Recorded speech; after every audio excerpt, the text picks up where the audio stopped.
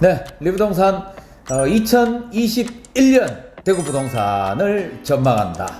오늘 또 특별히 이진호 소장님 모시고 진행해보겠습니다. 안녕하십니까. 반갑습니다. 오늘 컨텐츠는 어떻게 보면 2020년이 굉장히 어떤 그 부동산에 격동의 해였다고. 네, 맞습니다. 역사상 유례가 없는 해 아니겠습니까? 네, 일단은 뭐 가격적인 측면이나 뭐 예. 거래적인 상황이나 이런 걸 봤을 때 사실은 이렇게 이제 불경기가 상당히 좀 길게 가고 있는 상태에서 예. 주택시장 나홀로 지금 예. 저렇게 하는 경우가 거의 없었기 때문에 실제로 이제 통상적으로 주택시장이라는 게 불경기 때 호황을 사실 나타내는 게 맞거든요. 왜냐면 예. 불경기가 오면 저금리 기조가 나타나고 그걸 통해서 이제 이렇게 되는데 유동성이 확보되다 예. 보니까 주택 쪽으로 그죠. 근데 이제 이번과 같이 정부가 상당한 어떤 규제를 가하고 네. 있는데도 어떤 주택시장이 어떤 전세시장이나 매매시장이 가격이 이렇게 폭등하고 이런 경우가 거의 없었기 때문에 예. 아주 좀 이례적인 어떤 현상이 나타나고 있다고 볼 수 있습니다. 2020년을 겪어온 또 그 즈음에 해서 주택을 뭐 거래를 해야 될 분들한테는 수익을 극대화하신 분도 계시고 또 굉장히 또 아쉬운 분도 계시겠고. 자, 그렇다면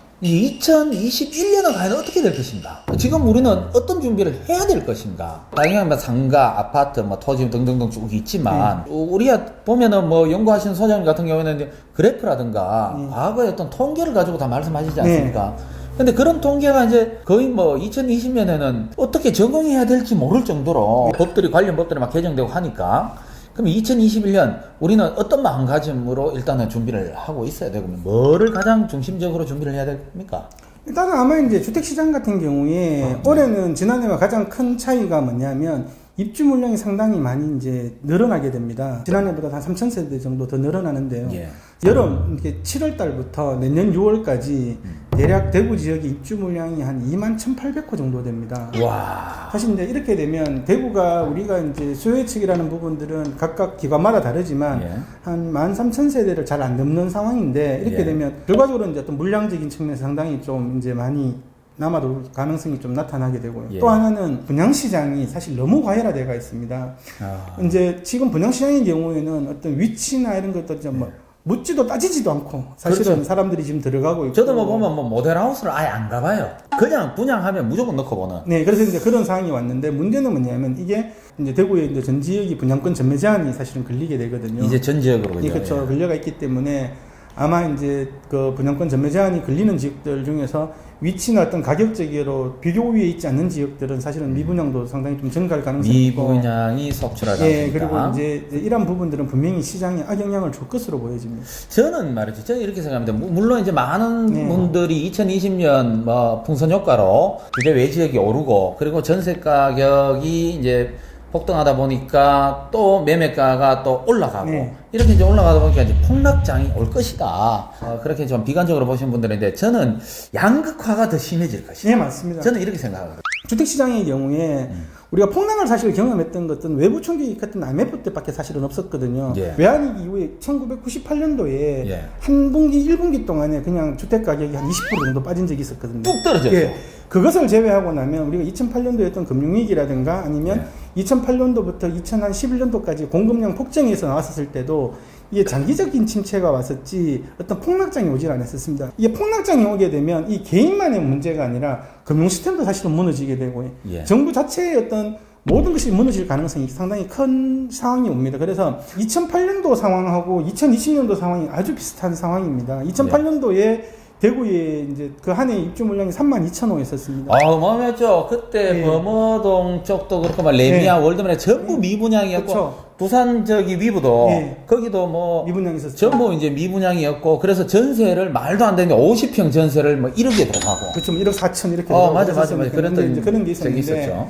지금 이제 그때 상황하고 딱 차이가 있다고 하면 그때 당시에는 이제 미분양이 많았기 때문에 이게 회사가 갖고 있었던 거였고요. 예. 지금은 우리가 이렇게 많이 분양이 또 대부분 분양이 돼서 개인이 갖고 있습니다. 그래서 회사가 갖고 있었을 때는 이제 손실을 줄이기 위해서 할인 분양도 할 수 있고 그리고 뭐 그때 뭐 벤츠도 그렇죠. 주고 뭐 이런 예, 것도 있었으니까. 그렇죠. 예. 신규 아파트들을 뭐 20% 할인 분양하고 막 30% 할인 분양이 있지 기존 아파트가 20% 30% 할인 분양이 된 건 아닙니다. 그때 그런 것 때문에 기존에 입주했던 정상 가격에 입주했던 그 입주민들이 막 시위도 하고 그죠? 좀 많이 했었죠. 엄청나게 그때 현수 막 걸리고 했었죠. 그리고 뭐 그래갖고 저희들한테도 찾아오셔갖고 뭐 해석도 유권 해석도 부탁하고 그래서 이제 여러 가지 많이 해드렸던 적이 있는데 개인들은 기존에 또 버틸 수 있는 힘이 좀 갖고 있습니다. 그 이유는 뭐냐면 최근에 신규 분양 아파트의 경우에 작게는 뭐 수천만 원에서 많게는 수억의 어떤 프리미엄이 사실 붙어가 있기 때문에 이분들 어느 정도 가격에 대한 저항성을 갖고 있습니다. 그래서 아마 단기간에 어떤 뭐 폭락이나 이런 건 오지 않겠지만 부동산 시장도 하나의 시장이기 때문에 심리가 상당히 많은 영향을 좌우하게 됩니다. 그리고 그렇죠. 수요와 공급의 원칙을 안 따질 수가 없는 시장이거든요. 공급이 많으면 당연히 가격은 조정을 받겠죠. 그죠? 떨어지죠. 그래서 그럴 가능성이 있어서 아마 이런 어떤 키포인트는 어느 정도 미분양이 한 3,000에서 5,000세대 정도 사이고 뭐 7월 달 정도가 되면 아마 7월 이전에 어떤 조정 국면으로도 들어갈 가능성이 있다고 보여집니다. 올해 가장 큰 부분들은 아마 관망 이런 부분들이 상당히 많이 나타날 것으로 보여집니다. 최근에 대구 지역의 어떤 집값 자체가 단기간에 어떤 폭등을 했기 때문에 이제 어느 정도 이런 어떤 폭등 장세가 꺾이게 되면 투자 수요가 사실은 상당히 줄어들게 되는 부분들이 있거든요. 그렇죠. 그래서 이런 투자 수요가 줄게 되면 기본적으로 또 수요가 주는 가운데 공급량은 꾸준하게 늘기 때문에 아마 매수자와 매도자 간의 어떤 힘겨루기가 만들어질 거고 이제 매도자보다는 매수자 쪽에서 더 유리한 것을 왜냐면 그만큼 선택의 폭이 넓어지기 때문에 그래서 그렇게 되면 아마 주택시장은 어느 정도 이제 조정 국면으로 들어갈 가능성이 있고 아까 우리 사회자님께서 말씀하셨던 것처럼 아마 올해는 양극화가 상당히 심해질 것으로 보여집니다. 맞습니다. 이게 지금 양극화라는 부분들이 단순하게 어떤 지역별 양극화보다는 제가 봤을 때는 신규 아파트와 기존의 재고 아파트의 양극화가 상당히 심해질 가능성이 큰 이유가 뭐냐면 신규 아파트의 선호도가 굉장하죠. 예, 신규 아파트의 선호도가 사실 높은 반면에 신규 아파트를 사실 가려고 하면 재고 아파트와 신규 아파트 간의 가격 차이가 사실 너무 많이 나가 있습니다. 수성구 같은 경우는 대출도 잘 안 되는 상태고 새 아파트의 집값은 상당히 높아지고 있고 재고 아파트들이 올랐다고는 하지만 신규 아파트가 훨씬 더 많이 올라 버렸거든요. 네. 그래서 내 집을 팔고 신규 아파트로 들어가는 것들이 상당히 좀 어려운 상황이 만들어질 것 같아요. 사다리가 이제 무너지는 현상이죠, 그죠? 그런 어떤 상황이 만들어질 가능성이 있고 또 하나는 지역별 양극화가 아주 가면 갈수록 더 심해질 전망입니다. 그 이유는 뭐냐면 예를 들어서 내가 뭐 달서구에 살거나 북구에 사는 사람들이 지금 수성구로는 현실적으로 들어오기가 상당히 많이 힘든 상황이 만들어질 거고 예. 그리고 같은 구 내에서도 선호가 높은 지역하고 비선호 지역 간의 어떤 가격 차가 너무 많이 나버렸습니다. 점점 세분화돼서 그렇죠. 더 차이가 많이 나죠. 그래서 이제 이게 점점 주택시장은 세분화될 것이고 또 양극화는 더 심해지지 않겠나 그렇게 보여요. 우리가 이제 지역에서 더 나은 지역에 살고 싶은 욕망은 늘 있는 거 아니겠습니까? 그래서 뭐 이렇게 이사를 하고 싶은데 그런 더 나은 지역으로 가고 싶은 어떤 그런 사다리도 이제 거의 뭐 끊어지고 있고 사다리의 간격이 너무 커지고 있고 그리고 헌 아파트에서는 새 아파트로 옮기는 간격도 너무 이제 커지고 있어요. 그러다 보니까 새로 생기는 뭐 영경지구라든가 테크노폴리스 이런 데는 이제는 그야말로 신규로 유입이 돼가지고 없는 여기는 투자 세력이 더 많을 것이다. 더 많이 이제 그럴 가능성이 있고 기존 여기에는 거의 실소유자 위주로 거의 뭐 어떻게 좀 돼 있지 않나 이런 좀 생각이 좀 들거든요. 사실 그렇지는 않습니다. 왜냐하면 이제 지금 최근에 나타난 가장 큰 현상이 뭐냐면 2020년도에 가장 큰 트렌드의 변화가 어떤 재고주택하고 신규주택의 가격 격차가 너무 심해지니까 재고주택을 갖고 계시는 분이라면 재고주택도 없는 분들이 대부분 다 신규 분양 시장으로 눈을 돌렸거든요. 왜냐하면 시간이 가면 갈수록 그리고 이제 뭐 봄 이사 시즌 지나고 여름 지나가면 막 10대1, 20대1로 넘어가는 상황이 생기거든요.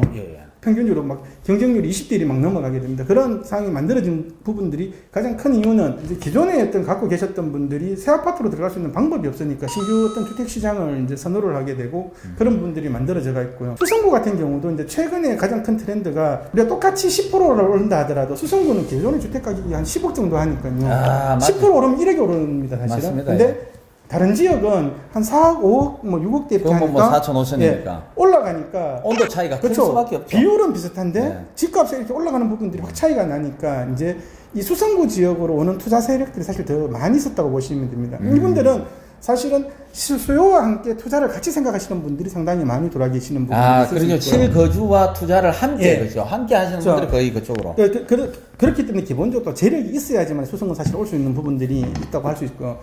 이렇게 되다 보니까 주택시장이 어느 순간 내가 삶의 목적으로 사는 집이 아니라 투자 목적으로 사실 지금 변질되어 있는 부분들이 있거든요. 그래서 이런 부분들은 이제 물량이 좀 많아지거나 이렇게 되면 어느 정도 좀 완화될 가능성이 있다고 보여요. 약간 좀 희석될 수 있다.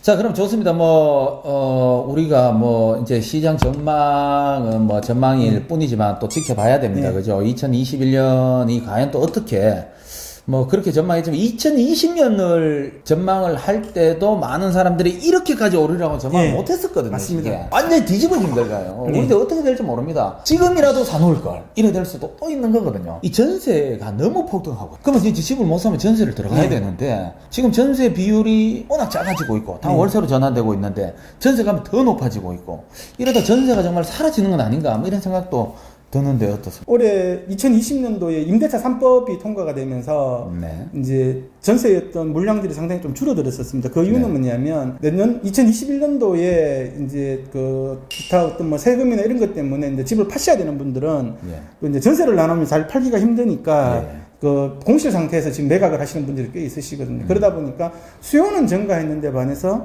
이제 공급량이 줄어들면서 어떤 전세 가격이 최악의 상황이 나타났는데 이러한 전세난은 이제 2021년도에 입주 물량이 상당히 이제 증가하기 시작을 하고 특히 7월달 이후에 유타운이라든가 이런 부분 입주가 본격화될 수 있거든요. 과거에도 최악의 전세난을 나타내다가 2006년 8월달에 이제 황금 아파트가 입주를 하면서 대구 지역의 어떤 전세난이 사실 역전사로 돌아버렸거든요. 그렇죠, 이제 맞아요. 그런 어떤 부분이 생기기 때문에 야, 역시 소장님 설명 들으니까 이게 제가 약간 막히던 부분이 조금 해소가 되고 퍼즐이 맞춰지네요. 그래서 이제 이런 부분들은 아마 대구 지역의 어떤 전세난이나 이런 부분들도 내년 상반기가 지나가면 어느 정도 이제 해소될 것으로 보여지고 그때까지 어떻게 좀 버티면 그렇죠. 버티는 부분이 있어야 될 것 같고요. 우리가 과거에 2016년도에 한 일시적으로 물량이 많았을 때와 좀 다른 상황이 나타납니다. 2016년도에 물량이 많았을 때는 대부분의 지역이 어디였냐면 코노폴리스라든가 혁신도시라든가 이렇게 도심이 아니라 외곽이 있었기 때문에 그건 좀 다르죠. 그렇죠. 왜냐하면 여기 도심에 있는 수요들이 외곽까지 빠져나가지는 않거든요. 그렇죠. 근데 지금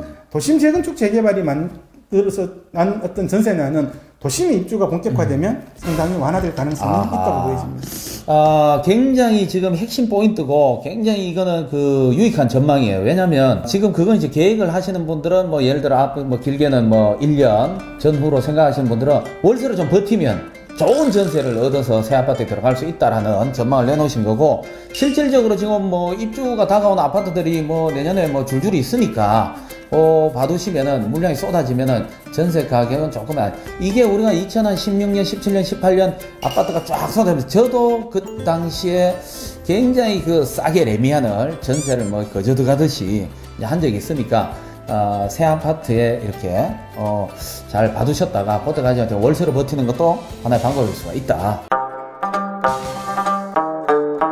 지금 사실은 시장에 월세도 없습니다. 월세도 없고 지금은 없어요. 월세도 없고 전세도 없고 매매도 없습니다. 특히 이제 이번에 임대차 3법 같은 경우가 가장 대표적인 케이스인데요. 그거는 완전 뭐 이미 벼랑이 서 있는데 완전 밀어 떨어뜨리는 그렇죠, 거예요. 제일 힘든 게 부동산 중개 그 소장님들. 아파트는 그리고 집주인이 한 70% 정도 살거든요. 근데 오피스텔은 집주인이 몇 프로 정도 살까요?